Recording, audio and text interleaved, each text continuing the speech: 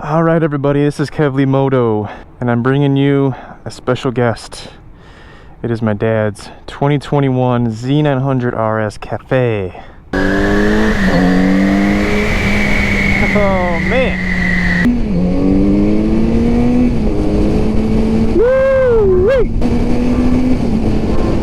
Oh yeah!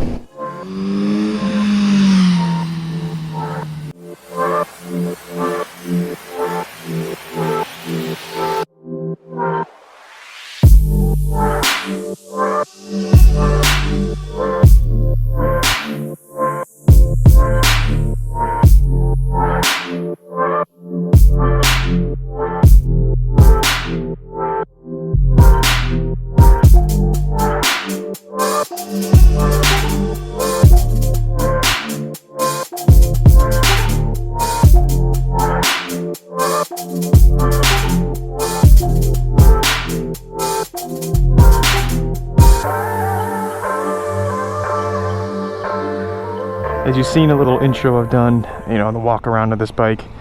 It is a 948cc engine, has claiming from the manufacturer it's around 110 and 70 foot-pounds of torque, but I know coming from the spec sheet, the dyno, I know they were claiming it has around 95 and 95 horsepower and 65 foot-pounds of torque.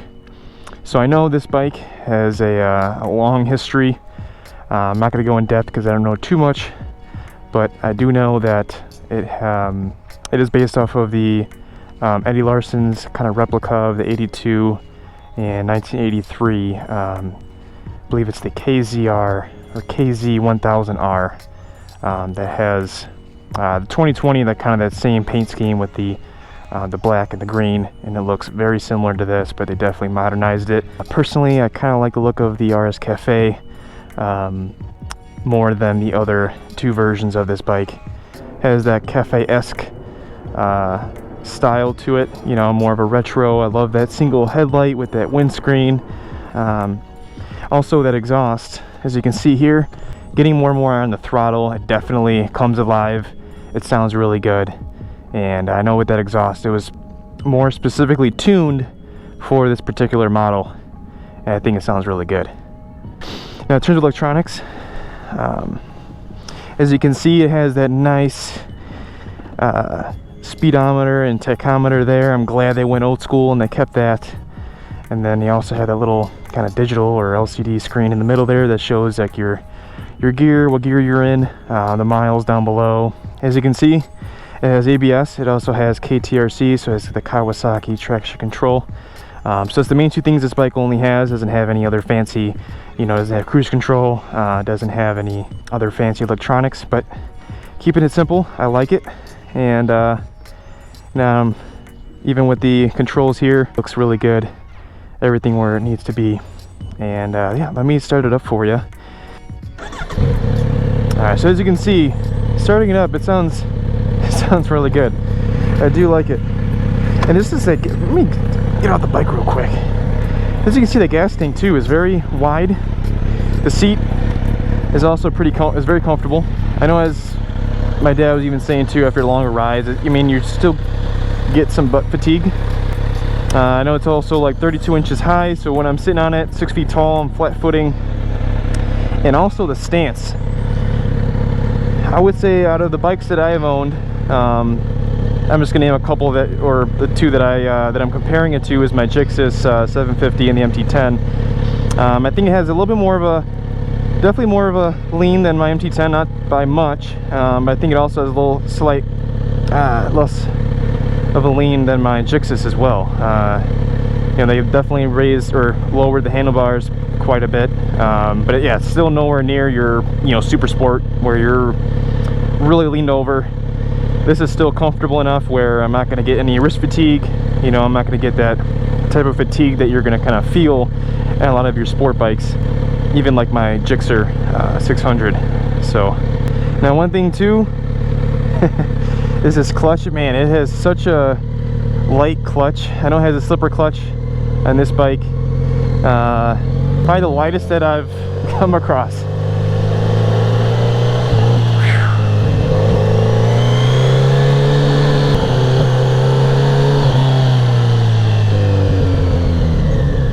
got some pretty good engine braking as well.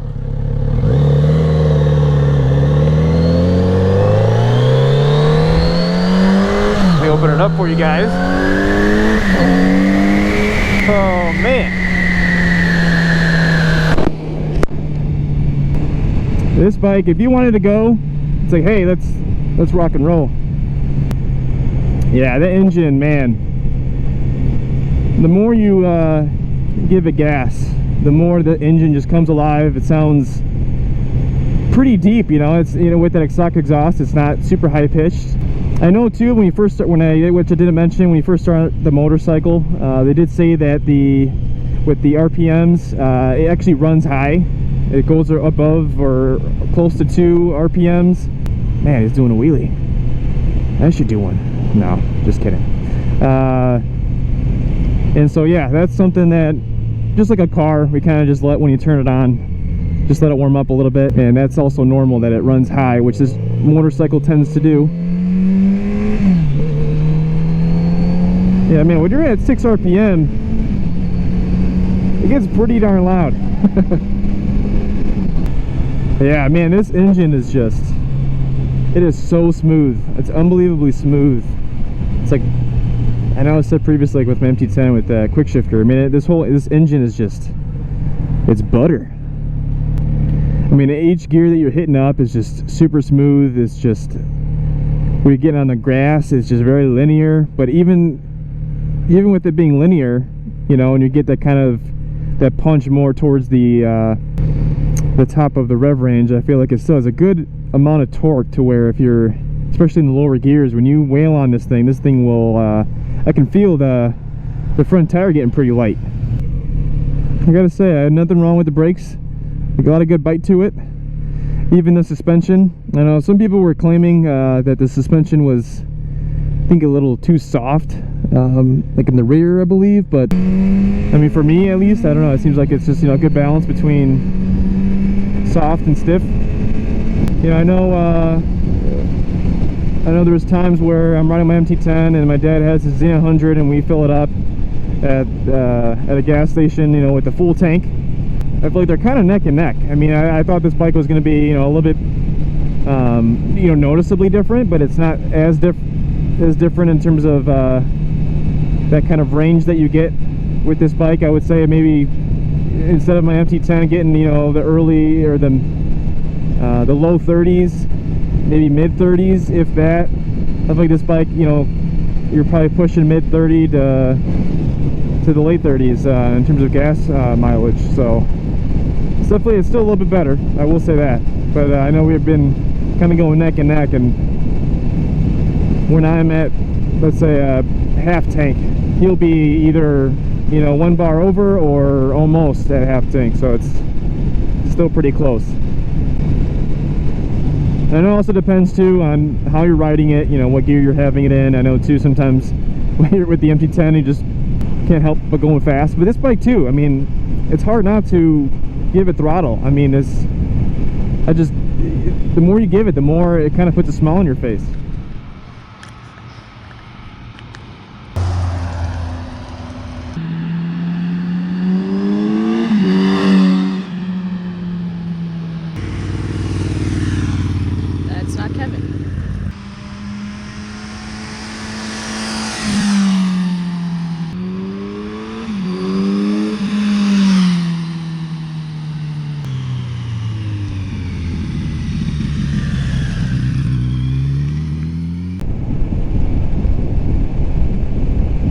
Just a nice ride.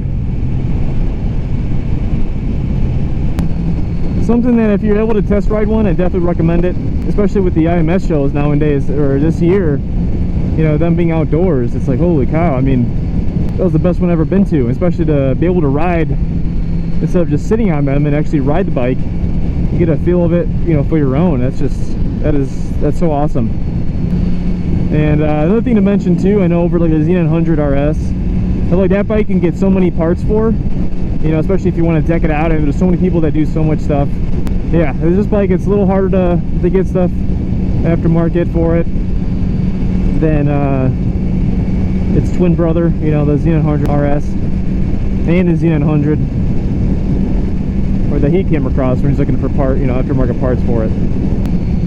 Now, in terms of like vibration, I know with these foot pegs, it has those rubber covers over it, so I feel like that's supposed to definitely aid a little bit with that vibration if you know, in lower revs. And but yeah, it's not too bad. Kind of vibration is and I thought I think your 4-cylinder bikes is just a little bit more. I could be wrong. Yeah, I can't get over this engine though. Every downshift, every upshift, it's effortless. You know, even with this this clutch, it's just super easy to pull in. I'm sure, especially in heavy traffic and stuff, that's where something like this will definitely come in handy. And that engine though, woo! Man.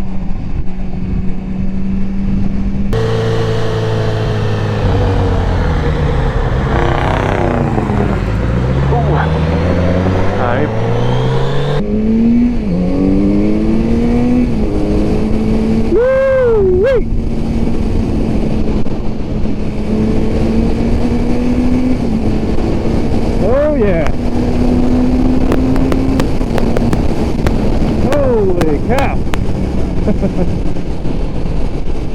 Man.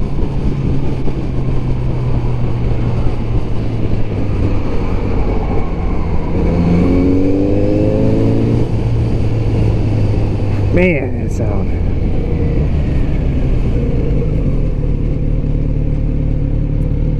So yeah, I mean, all in all, you know, I feel like this is a very first impression wise, this is probably the 3rd or 4th time. I feel like this is definitely a really good bike. It is very fun, you know. So for somebody that just still wants the fun factor, you know, but just again in a more linear fashion where it's more planted, more forgiving in terms of, you know, that the bike staying contact with the pavement, and again, something that's very light and nimble, but something that will, yeah, if you go give a throttle, it pulls you back and is very quick. You know, for the price, I feel like, you know, this one was going for I think it was 11 something.